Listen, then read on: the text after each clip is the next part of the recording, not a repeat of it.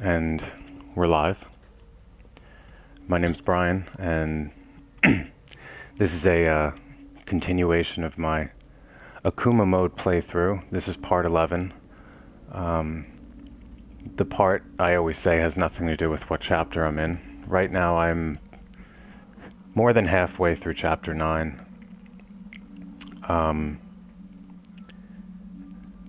I just keep dividing it into parts because sometimes I don't have a clear way or a concrete way planned out that I'm doing this. So sometimes I'll play longer through a chapter and sometimes I'll split it up. Typically what I've been finding though, and I think I've done this throughout, is when I end a chapter I pretty much stop the broadcast and start another one when I continue.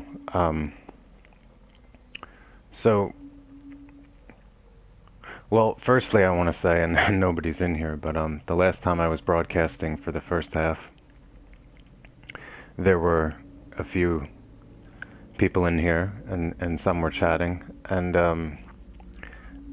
I was right on the verge of ending the broadcast and saying goodnight, and I got this notice on the bottom that the connection to the server was lost, so all of a sudden the broadcast was cut off, and so I'll probably mention it if anybody comes in who was there last time. I set up a broadcast afterward just to kind of sit around and see if anybody else came in to say, that I didn't just cut it off intentionally. It just, I don't know, I guess it happens. It's the first time it's happened to me, but okay, so I'm just gonna load this up. Now I always do this just to show. Yeah, 22 hours and 35 minutes.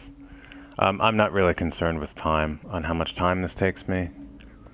If you look down here, now I've completed it on this mode one time, and this is how long it took me. Almost 46 and a half hours, and I probably died about 700 times, and again, I'm not concerned about deaths either. For me, this live broadcasting is more of a kind of a raw experience. I suppose if I was doing videos for editing purposes, I would, probably make use of something on the PS4 where you can record and do whatnot. And I don't know much about video editing, and so this is more, I guess, about live broadcasting. And for anybody who does come in, I've been playing this through since chapter 1, and currently my playthrough is all archived on Twitch, and it's up for 2 weeks, and I've just been exporting the videos to YouTube. And I do that primarily too because, I kind of want to keep the videos indefinitely, and I don't really know if you can really just download them to your computer, so some of the time that lapses on here too is because, I engage in conversation with people that come in, which is good because I, sometimes am dispensing advice or tips from what I remember, but, for certain situations I just don't have the best way of going about it, but there are people who have come in here and provided useful tips, which I make use of, and I'm very grateful for, and in some situations that'll be coming up. I can think of one especially in chapter 11, which I'm going to try. It would be normally I would think to myself, I kind of want to, point out the person and say that this was, so and so's idea, and I want to thank them for it. But as I'm live broadcasting, I'm kind of, I don't know if I don't really want to mention anybody's name unless they gave me explicit permission. So again, you can see this is on AKUMU difficulty what I'm loading, and this is not on a New Game Plus. Otherwise you'd see it clear. So I've started this out fresh with no upgrades or anything. I am upgrading along the way. For me, I always emphasize that I'm not, the best gamer in the world. I've played a share of games. I believe I probably played more when I was a bit younger. Um, so maybe for anybody who's playing on this mode and who is really frustrated, this can instill some confidence that, you know, it's doable.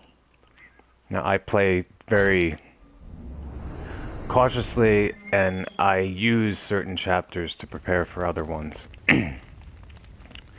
Where I'm at right now, basically I used chapters 7 and 9, this one, at least the beginning of this chapter, to collect as many things as possible, trap parts and especially, and disarming every bomb and doing everything. And I went through the first part of this very slowly, which is fine, because that's what I knew I was going to do. And that's what I did on chapters 2 and 3 to prepare for 5 and 6. So I'm almost on the verge, really, of going into a chapter 10. And chapters 10 and 11 are really on any mode. They're one of the more difficult chapters.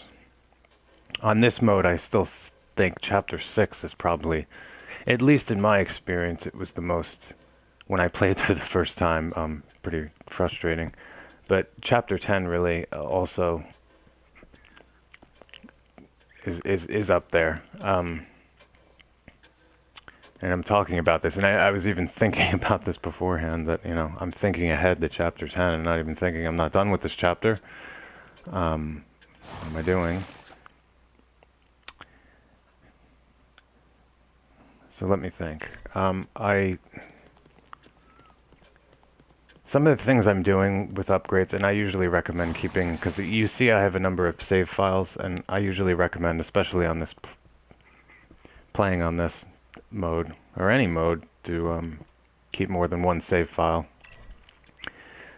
Now, one reason is because if I go to the chair to make any upgrades, and I find that they're not useful to me, or I could have done better, I could always load back and maybe try something else out. Now, as you can see, I am collecting all of the keys, especially on this mode. For me, I find it to be kind of a lifesaver. These lockers have loads of green gel in them and extra ammo, and there's just not as much ammo lying around in this mode. And if you are upgrading, this is a gold mine. The last locker gives you 100,000 green gel, just flat out, and that's right before the gauntlet or the whole section in chapter 15, or maybe it's even before that. You'll be able to use it. But if you look at the lockers that are closed, and I'm not going to sit here right now and count them, with the exception maybe of one, maybe or none. I don't really remember, because I try not to take any of the ammo when unless I really need it.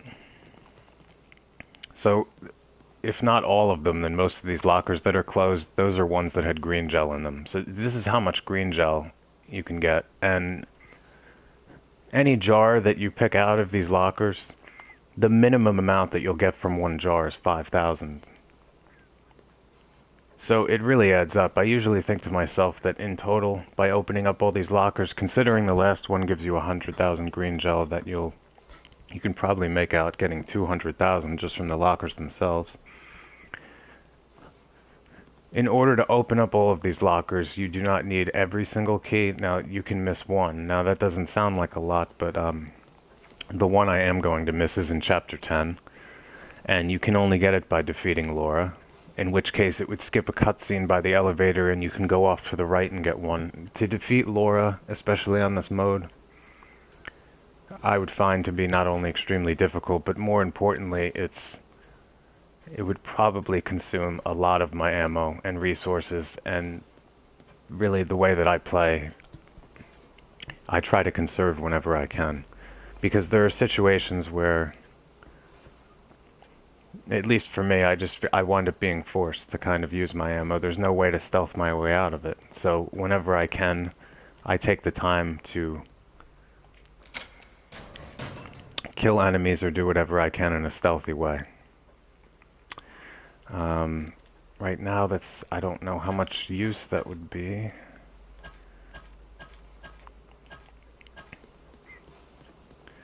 So if anybody is playing on this mode, you've probably played through survival, unless you happen to go on somebody else's game system who's played through survival and just decided to play on AKUMU mode.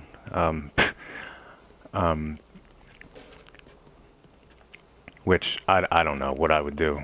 I probably, for myself, if I had started this game like not knowing anything blindly, I'd been playing on that mode, I don't really know how far I would have gotten before saying, wait a minute, you know. Yeah, I say that laughing now, but I can tell you when I was playing on this mode, the first time, I got extremely frustrated in a lot of situations, and I died. Even when I'm doing this broadcast, there's situations I'm getting in, I'm dying, you know, about 20 times, and it's really of no concern to me, but man, there were parts, especially in Chapter 6 in those 2 rooms, where I'd just be screaming at the television. So I opened this up, and I don't know, I don't really need...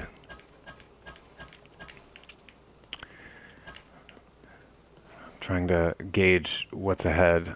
Actually, what's coming up is probably one of the more... It's actually one of my favorite parts visually in this game. When I get to the barn, however, I wind up... I don't know, it's kind of one of those situations where you're cramped in a room and there's enemies, and I probably would make use of my shotgun more than anything else, and matches. I don't know. I'm gonna need shock bolts for Chapter 10. At least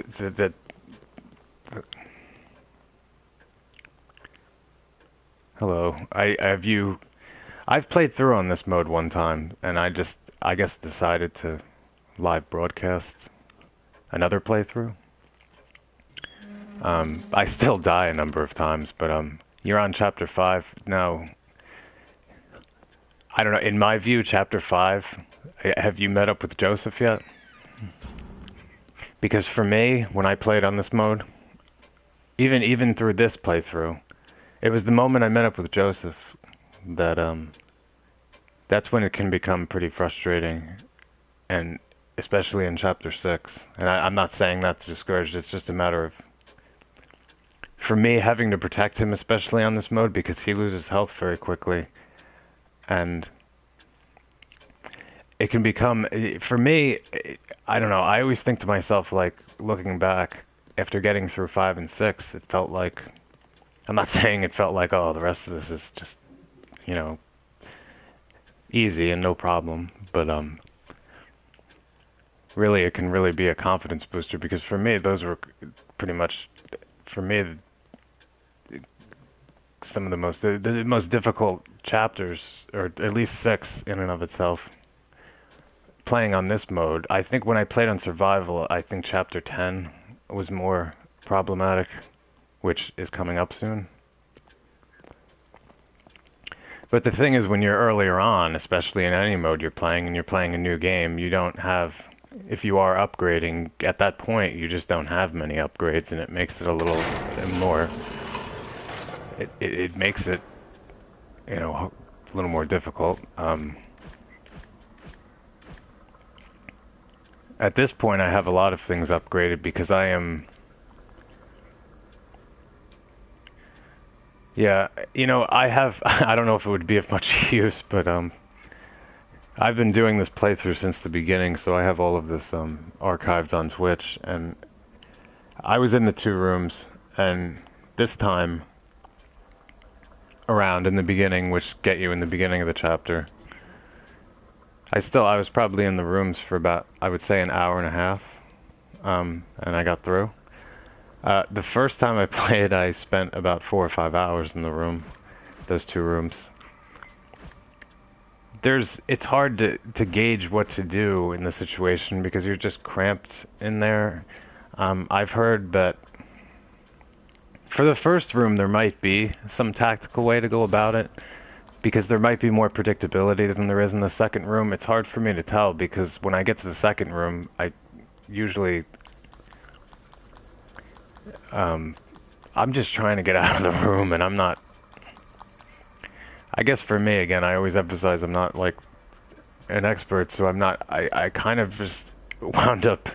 I blew a lot of trap parts, like, with shock bolts, and I know a lot of people use flash bolts, which is a good idea. I prepared that way by taking in flash bolts. I just wound up not using... I guess for me it became kind of disorienting because I was throwing flash bolts around, but they kept coming through the ceiling, so any one I didn't hit would be running at me, and I have some of them stunned, and at one point I remember putting a shock bolt on the ground, and I don't know if this was the point I got out or a point before. I might have done it once or twice, and I managed to get 4 or 5 of them electrocuted by the one bolt, because when one gets electrocuted, one touches the other, gets electrocuted, and it's sort of a chain reaction. And while they were all on the ground, I just lit one match. I've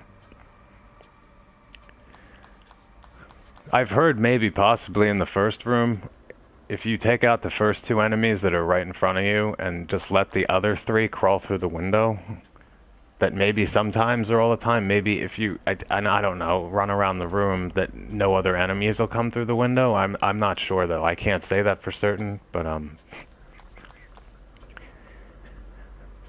don't know. I mean, running around even, I mean, they're incredibly fast, so it's hard to gauge even. I can't even remember. I can look back on the video, but really it's hard because the time I even got out, there's no way to look at that and even follow it, because it's just me managing at that point to fire the shotgun here, fire the red. I would make use of the red barrels, definitely.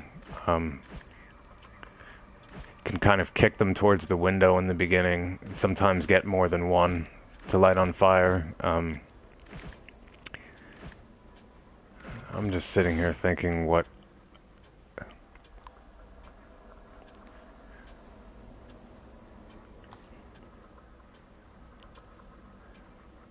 Wow, I forgot that's an extra 4 seconds at level 5 on this. That could be really helpful for the next chapter.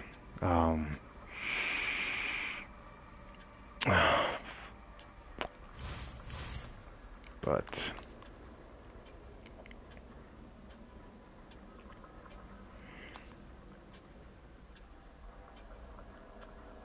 And this is one of those moments, see, I can sit here and kind of think ahead and know that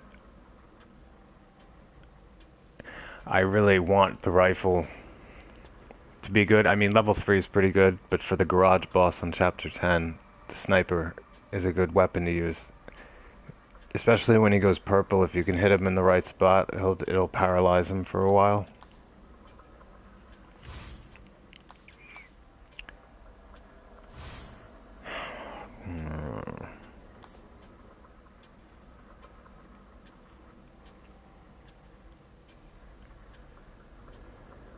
You know, maybe I'll just... It's hard for me to even, like, think ahead, because chapter 10, I'm not sure where... Maybe if you start out in the save room, it's okay.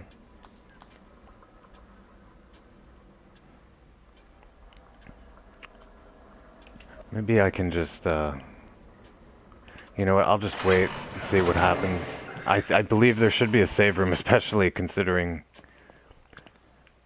how long the chapter is. I mean, before at least I get to the situation with the trauma, those little mini bosses that come out. Like, for me, that's one of the most problematic places, especially since I'm considering, I'm gathering all of the keys to open the lockers, or just missing one. It's just a matter of getting all the lockers open to get as much green gel and extra ammo as possible. So the only key that I'm missing, and you can miss one, is the one for defeating Laura. So the situation I'm in right now, I've pretty much cleared the mansion. Again, I don't want to use anybody's name, but somebody I remember told me when they came in here, and I didn't know this beforehand. You know, see, I could stand around here right now and be fine, because Ruvik will, you know, usually appear at various times, and on this mode, he'll just he appears more frequently.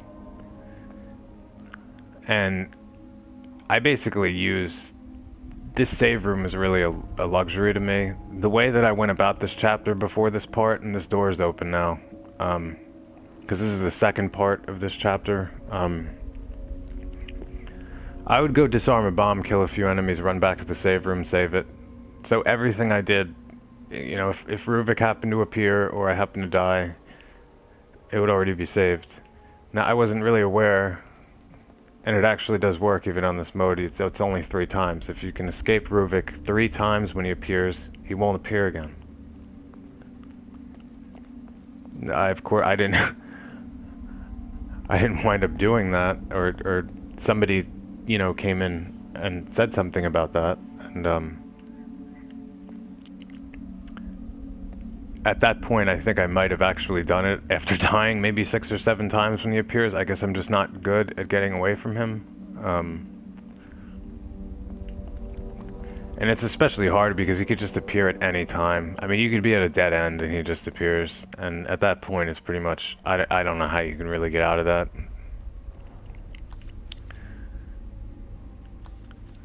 So,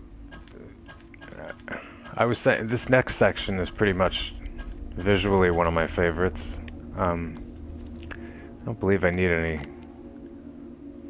weapons. I will in the barn, but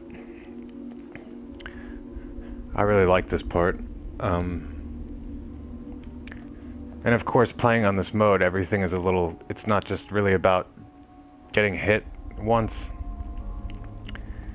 You know, there's twice as many enemies, and there's certain environmental changes, so there's extra traps, and sometimes in places you really don't want them. And when I get to chapter 10, for me, I mean, this was another place I died 20 or 30 times, which is fine. I mean, see, the thing is, I always emphasize, I mean, sometimes I might sound, you know, if I say something is potentially frustrating, I mean, it can be, but there is one, you know, consolation when playing this game. I mean, can you imagine if you only had a finite number of lives? Really, you can die a billion times. It doesn't factor into anything. You're not penalized for it. There's no sense in not trying different things. I mean, it's frustrating dying over and over again, especially if it's in one part. But you'll never run out of lives, so that really makes a difference, because I don't really know if I could get through this. I mean, like I said, I mean, there's places...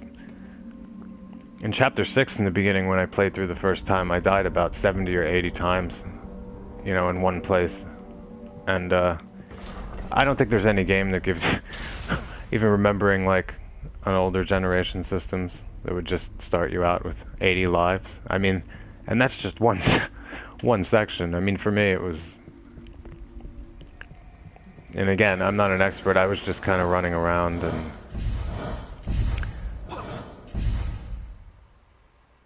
Slice clean, all the way.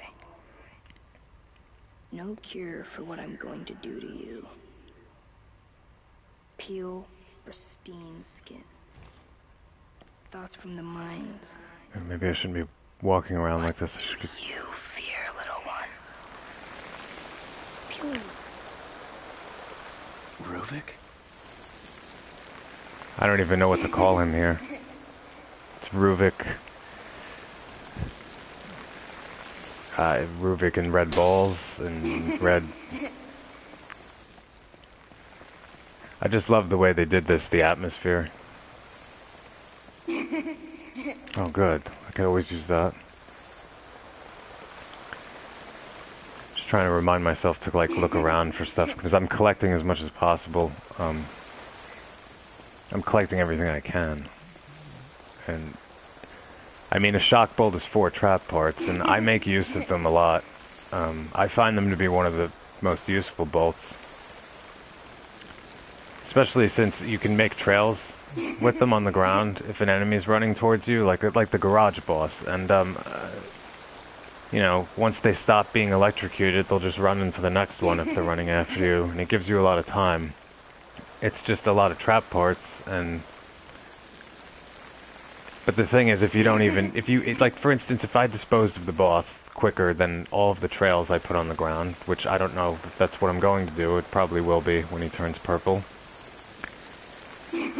If I manage to kill him before he even hits the last bolt, the good thing about the shock bolts is you can pick them back up and put them back in your inventory, and the only other bolt that you can do that with is the explosive bolt.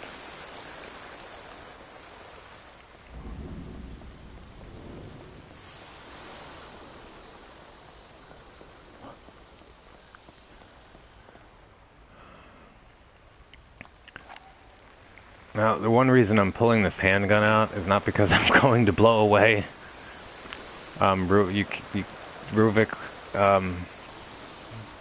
I don't know what to call him. See, this is why I'm getting a little like brain dead. I don't know what to call this assortment of red balls. Maybe blood drops. Maybe that's what they're supposed to be. Kind of looks like confetti to me, but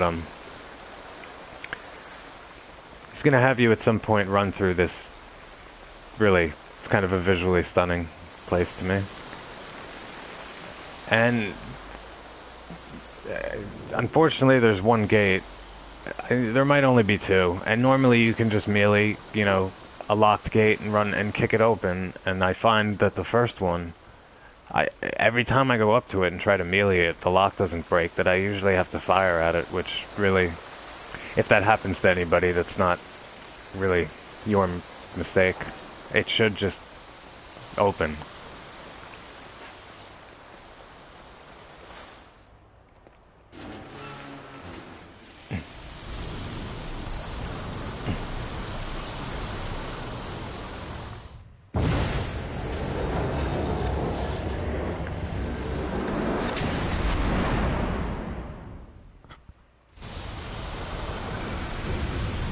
Now, of course, I don't really want to stand here for a long period of time because this is pretty much instant death on any mode, really. I think if the confetti or the blood drops or whatever Ruvik's position is in right now, if he manages to swarm around you, then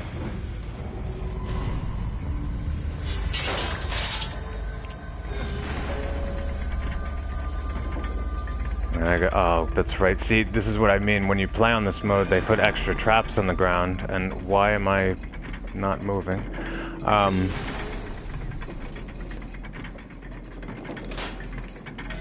Which gives you extra trap parts, and that's great and all, but I'm gonna die probably right here. I'm really just trying to... I really see... when I see things I can collect that I really think I'll need, I try to. And really the penalty here is that I might die, but really, again, it's not a huge... There's just a lot of these traps here. Which, again, this is a lot of trap parts, and I just died. But come to think of it, I was saying earlier on this chapter that I found it kind of surprising. I thought I would come out of this chapter with more parts than 7, but 7 really is a gold mine. I walked into chapter 7 with 11 trap parts and came out with 40. Which is good because I lost a lot in chapter 6. Which I intended to lose a lot in chapter 5 and 6, which is why I used 2 and 3 to kind of prepare, and in the same way I used 7 and 9 to prepare for 10 and 11, so...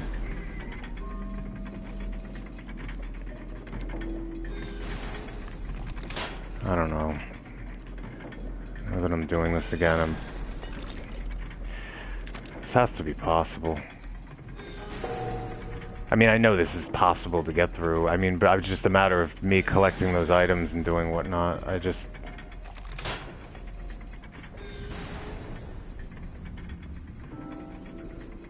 hard to tell. Maybe I'll just skip one of them. Okay, I don't know what happened there. I thought I disarmed that. Maybe I hit one of the wires? Here's part 11. I expect, like, to be nowhere near as long as 10, but,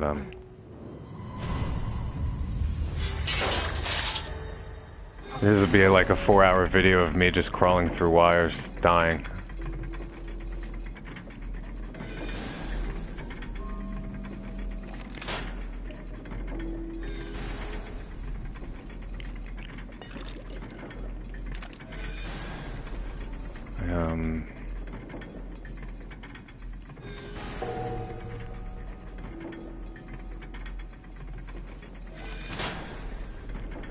I kind of wish he always like stands up for a second when he disarms something, and like there's wires all around here. Please do not die here. Okay. Well, that's good because you know I managed to like collect stuff, and even though the bear traps there can be annoying, the important point is like every one I disarm gives me 2 extra trap parts, and that's not when you play in normal mode. Those wouldn't be there. So I'm just making out with more here than even I would be in another mode, but that's not to say that... Now, this is why I use my handgun. This is actually, and this is nobody's fault, really. The first gate that comes down that has a locked door, I mean, usually you can just melee the locks, and, I always, from my experience, every time the first one comes down, I cannot seem to punch it open. I mean, I can try, but... Maybe I'll just run past this. Now, I should be able to punch this. Every time I do this, it just does not open. And... it's just not good. I should be able to punch this one, like, easily, and it'll open. And this isn't good. And I'm kind of surprised right now that I actually just did not run into one of those bear traps. It's just when the angles change too for me, like I always have to remember here. This is a part when you could just die in 1 second if you don't turn the stick around really quickly and just run backward.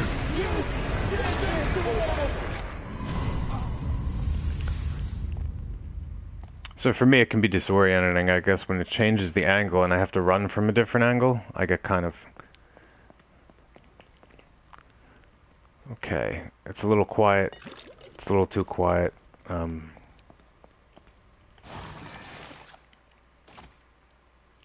Now, 50 parts sounds like a lot.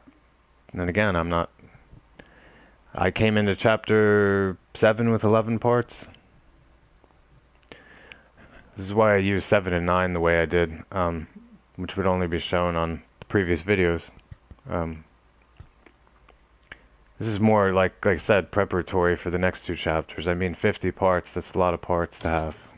And I did not want to do that.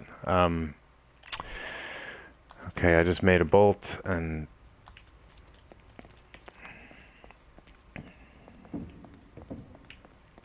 What is this? Okay, I'm not... collecting the only thing I'm interested in collecting are the keys to open the lockers, but you know, sometimes I'll just take it if it's there. I guess that. All right, I guess this is. Oh, well, I have time to.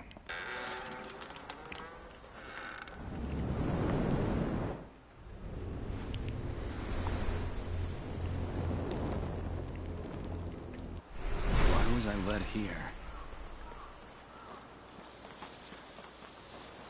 Again, I kind of love this part of the game, even just with the whole Ruvik, the balls, and running through the mannequin heads, and you know, then all of a sudden you're in this farm field with.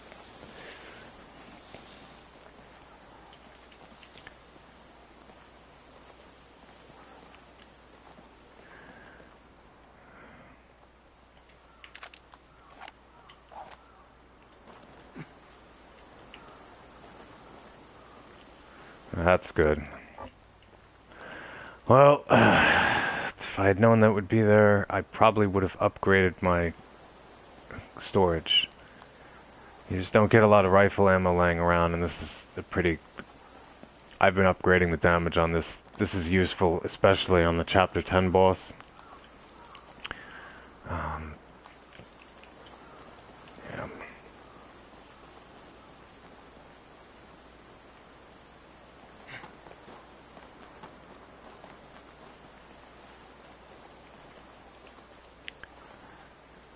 Now, the only other key left in this chapter is actually in the barn.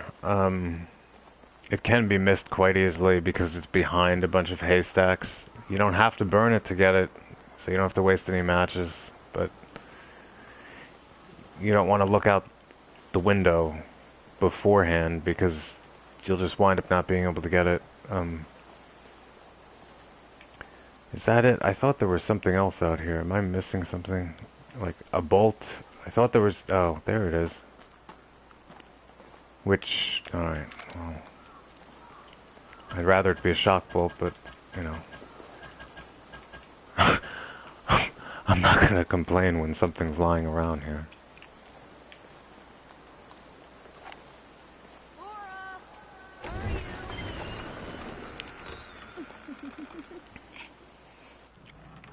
I know you're in here. I can hear you breathing.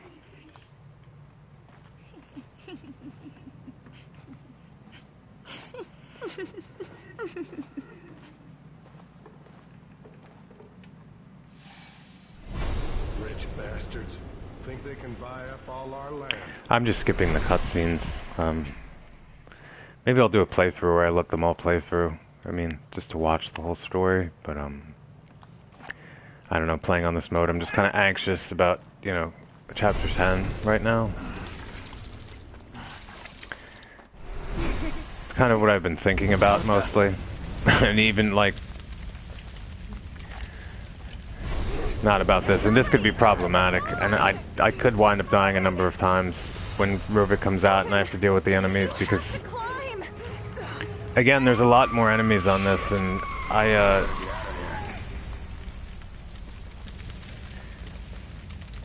I'll be in a cramped space, and I'm sure if I run into the fire, I'll die.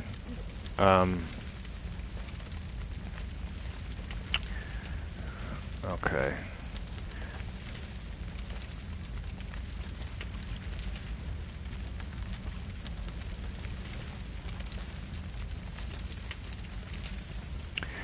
This isn't... Really, I'm starting to think to myself, if one didn't have ammo, well, I guess, did they put anything lying around here? Well, I guess that's why they put it outside. I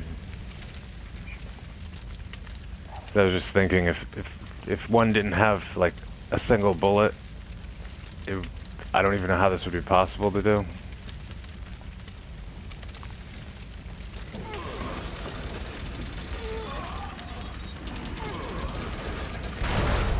But there were bullets outside the barn. So obviously now I'm on here and you know, you have to shoot this lever to go up.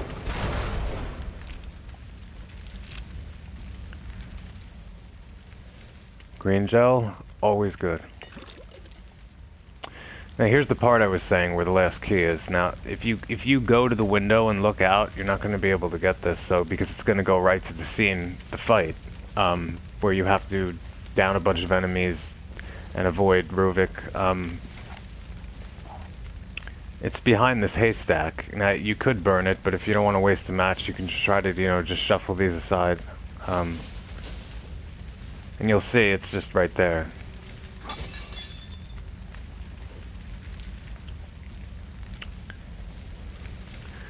So, I'm gonna just, let me see. I'm not gonna use shock bullets.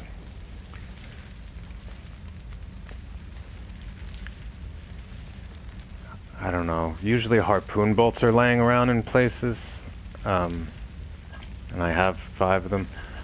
I'm always cognizant of the order. I'm trying to, like, you know, with the order of these, because when you're in a tense situation where you're being, especially with the enemies being twice as fast, it's kind of hard. If you want to switch your weapon, I mean, especially if you don't have it in the right, in a slot, you know, or any, it's kind of hard in certain situations to just go to the inventory, because all it does is slow down time. But even with this, I can easily just, if I want to use a certain bolt, it's very easy for me in a tense situation just to skip what I want, and I'm just taking time trying to look for the bolt.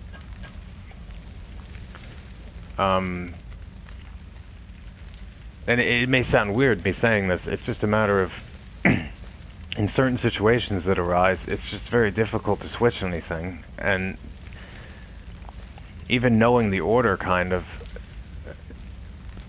I'm just leaving it on this because I know if I hit it once I can use the harp. Well, maybe I'm not really gonna, the flash will do good for Because I have it at level 4, and it'll stun them for a long period. But the thing is, Ruvik's always around, having to avoid, and stealth killing them. Just going to the cutscene to stealth kill, I could wind up dying. So my harpoon bolts are at level 5, and I made sure that for reasons I've said before, and I'll probably say again at certain points. It's not really for this reason, but pretty much right now with the fire damage, most of the enemies I can take down in one hit with this. This includes Ruvik clones, and even the alter egos. With the damage level on this, the alter egos might not even, unless I hit them in the head, they probably won't even die, but they'll light on fire if I hit them with this, so that'll eventually take them down. So that's one hit. Laura can be hit with these harpoon bolts at this level, and it will cause the same effect as though you just, you know, lit a body on fire while she was coming out, or you hit a lever and or you catch her in a furnace. She's gonna start screeching on fire. It gives you time. The shock bolts give you time, certainly, but with certain bosses and certain enemies do not stay shocked for longer than others. That's true of the Sentinel in Chapter 6 at the end, and Laura, even if you shock her, even if you have it at a high level, she won't stay shocked for a long period of time.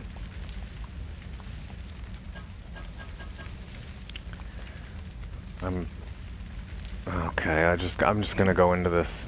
This isn't gonna happen. This is what I mean, there's no way to get the key now if you didn't get it. Not very happy.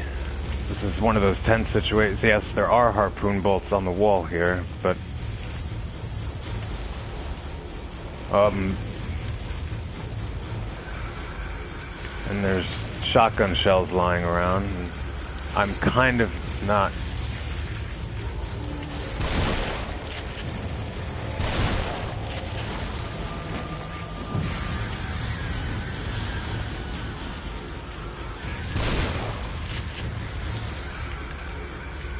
Right. Yeah, I mean... Oh... Moments like that. Sort of tense enough with having the Rubik balls having to avoid. But, again, all the walls are on fire and you just run into the wall, it's over. Okay, so... kind of prepared to die 20 times in a row. It's frustrating, but again, what's going to happen is nothing. I'm just going to have to do it again. I shouldn't be reloading the gun.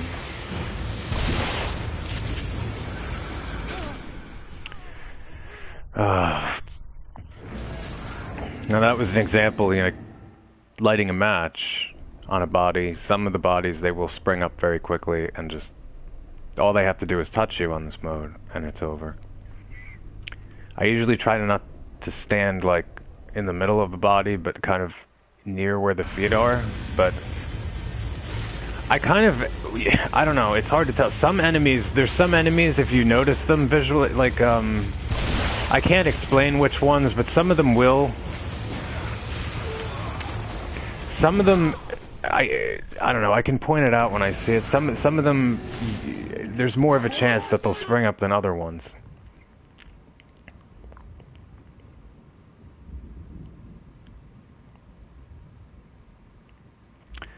Not one of my better moments, but that's not what this video is about. I don't want to be here for hours, but I say that, and I've said that in a couple situations, and you know, it happens where I just keep dying. Now he sprung up pretty quickly, but I was kind of at his feet, so it's not as bad.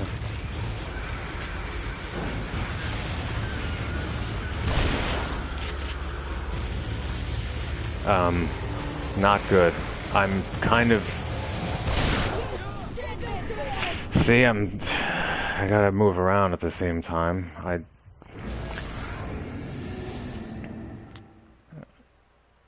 Okay.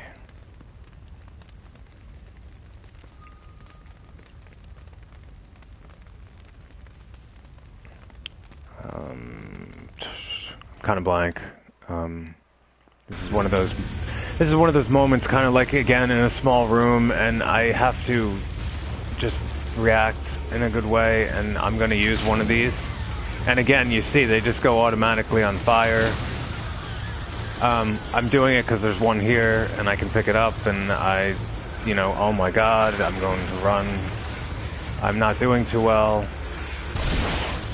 I say that, but this could be the time I get out. I don't know. He's right next to me. That's not good.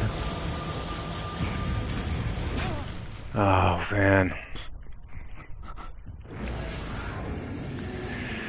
And again, there's a lot more of them to deal with here, and talking casually, and this is another one of these moments. I guess it's good that I probably was broadcasting for 4 hours for the first part of this chat, or at least in the mansion, and you know, time-wise, if you get through the rest of it, it's not going to be a lot. It's just me kind of not doing too well here.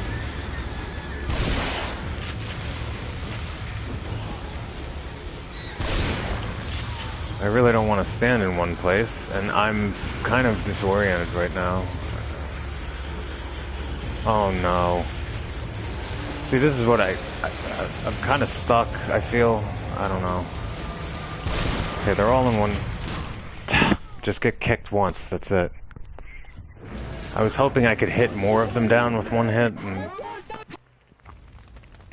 I remember getting through this the first time. Really, basically, I was using, I believe, the shotgun for the most part, and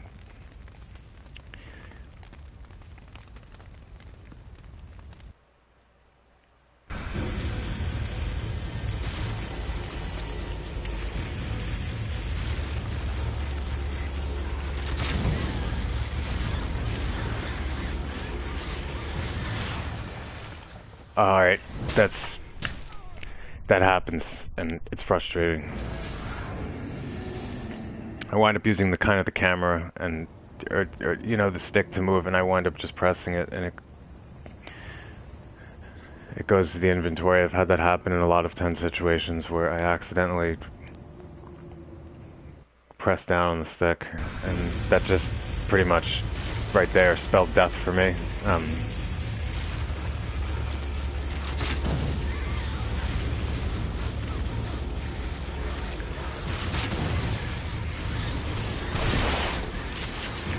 Wow, that was surprising. I don't know, my shotgun's at damage level 3. He didn't even go down.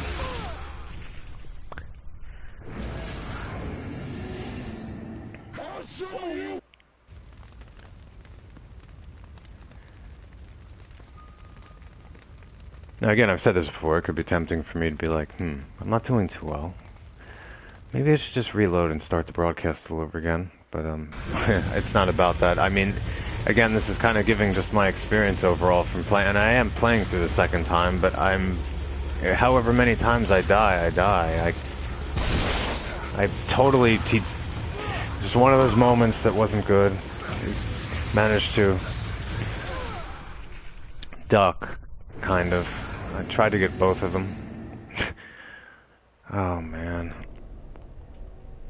This situation is kind of reminding me of the 2 rooms in Chapter 6, although there's only 1 room to deal with, but I can't imagine if those 2 rooms were on fire on the side. That would... Alright, I don't even want to think about that.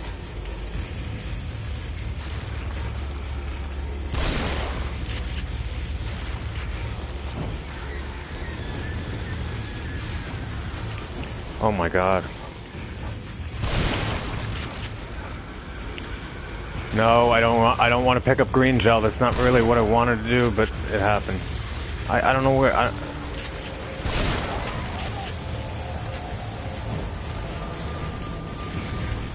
Oh no. No. I'm trying to gauge when Ruvik's gonna move over here, because he seemed to just stand at the other end for a while, and it looked to me like he kind of disappeared for a moment and was coming, so I had to get away. And running into the fire obviously is not a good getaway plan.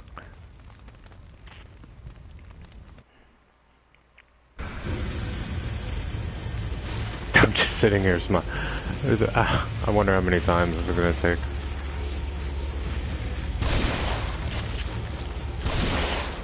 Oh no, he got up really quickly. I'm already it's not good.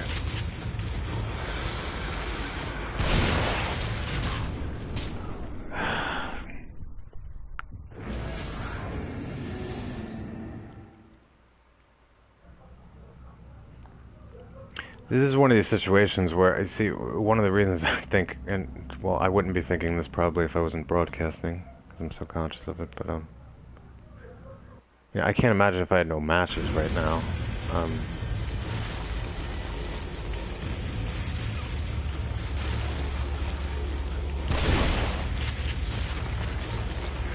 Oh man, why are you still up?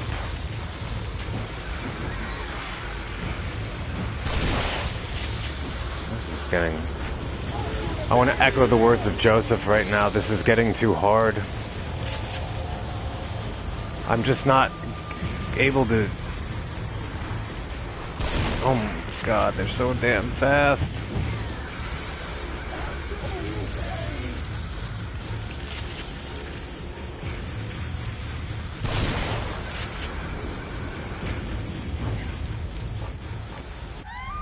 Yes.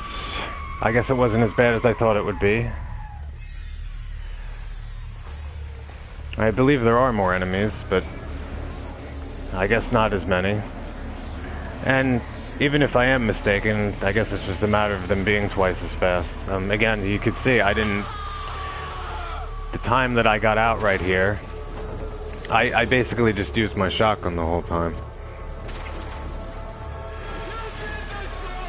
I really only wanted to use the harpoon bolt twice because I saw the bolts there to pick up afterward to restock, but you know, there were shotgun shells laying on the ground, so I managed to restock a little bit on that. But yeah, for that particular moment, that was pretty much shotgun and matches all the way. That then, from what I recall in my first playthrough, that's how I got through that situation. Was just downing people with the shotgun and lighting them on fire. And just trying to avoid Ruvik. I mean, he seems to stay on the one end for a little bit to give you time, and then he comes to the other side, and then just kind of run around. And I guess there weren't as many enemies as I thought that would last longer. You've got to keep your strength up. It's just a matter, I guess, of them being Beatrice, a lot faster, and you can't run into the walls. That's the thing, too. I mean, you saw me just burn myself alive, and which might have been entertaining in some way, but that's... Again, I can't imagine... I can, actually. I mean, I can imagine that I don't even know. I mean, I just think about that one situation in the two rooms, that, you know, what if the walls were on fire like they were just there? I don't even imagine I making it through that. I don't even know how. Because you figure the space is about as cramped as this room. All the walls are on fire. That would be terrible. I don't know. There's no point to me talking about that. It's not like that. On any mode. Next chapter. Oh, I might as well just reload. My reload speed's bad on everything, so... I guess there's nothing in here. At least there's no bear traps. Well, actually, I would kind of like that. I can get a few more parts. But I mean, if I didn't see it and ran through it, that wouldn't be good. Well, sometimes I do that. I just like the sound of the glass breaking. I mean, I don't think there's anything here to threaten me. I think you just go through the door case, and that's the end of this chapter. I guess there is nothing here. Okay. Well, I'll just go through here, and I guess this will be the end? Yeah, it looks like it.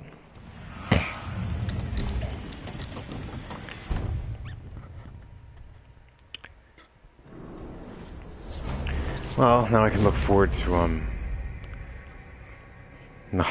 Chapter 10 is the And again, I was emphasizing, and I'll just say it here.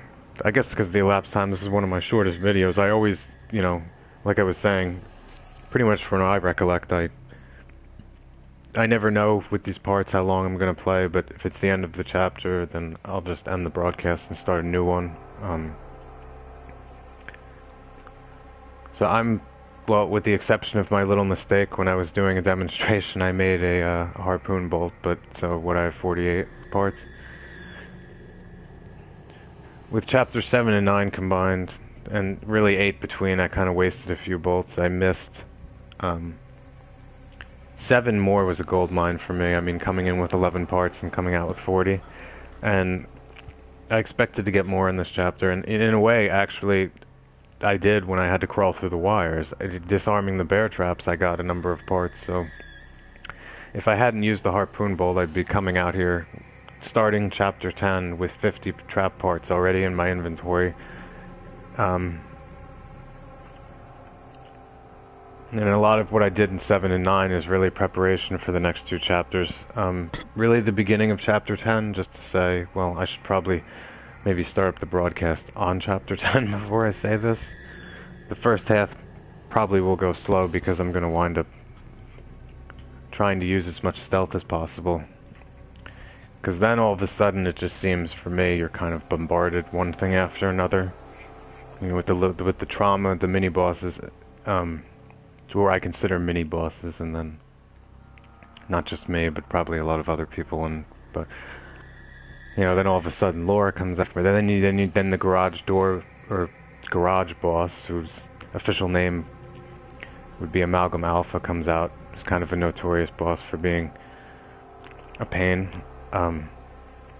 It just sort of feels like, even when I was playing on survival, it becomes a matter of just, it's one thing after another, like that, and in a way, playing on this mode, it might mimic the experience of chapter 6 in some ways. But with respect to the combat level of chapter 6 maybe, or the level, I don't know, I feel chapter 11 might be more similar, but I don't want to really get into a debate with myself right now, as I'm the only person right now in here, and really me trying to figure out whether 6 is more like 10 or 11 is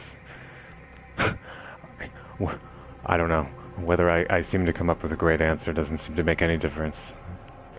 So this next chapter, for anybody playing, is another part where it can be kind of frustrating in places, but again, really no matter what happens, really, and you get involved in a situation, and if you keep dying over and over again, the one consolation is that you're never going to run out of lives, so you might as well just try to do, if you want to try to do something new that you think even might result in death, like, there's just not a big chance of it happening. There's no sense in not trying, because you'll just go back to the other checkpoint. And yeah, I did that in chapter 3 at one point, where the save room's available all the time. The Ruvik clone appears early on, and in the village, and he's pacing, and I didn't think this would work. And it did.